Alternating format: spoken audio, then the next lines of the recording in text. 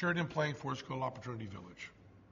Opportunity Village is a charity for people with mental disabilities. Some people were born that way, and many more people are head injuries. A good percentage are head injuries, about a third. These are people for whom the stuff that you merely find annoying, like tying your shoes and putting on your clothes and making toast, takes all the energy they have in the world to do. These are people for whom the jobs that you wouldn't consider doing, the jobs that if you had them, your mom and dad would cry, bring them more joy than you can imagine.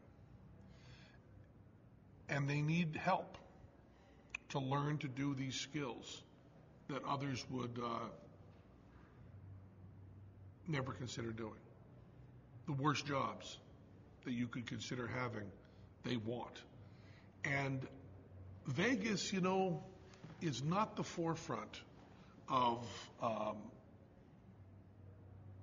kindness or compassion. We're not the forefront of intellectual ideas. We don't win a lot of Nobel Prizes out of Vegas. But Opportunity Village is the only place in the world that is treating people with intellectual disabilities without pity and without warehousing, but actually letting them be part of our society, which is all they want.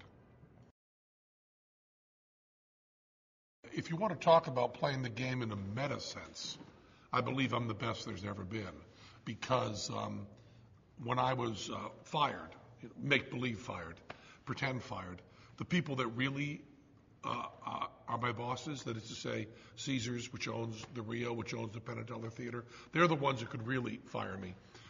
When I was fired, they called up and said, so you didn't make it through Celebrity Apprentice? And I said, no. And they said, what was Trump going to give you? And I said, it was $250,000. They said, okay, we'll do that for Opportunity Village, no problem. And this time they called me up and said, if you want to go on the All-Stars thing, we'll just drop $500,000.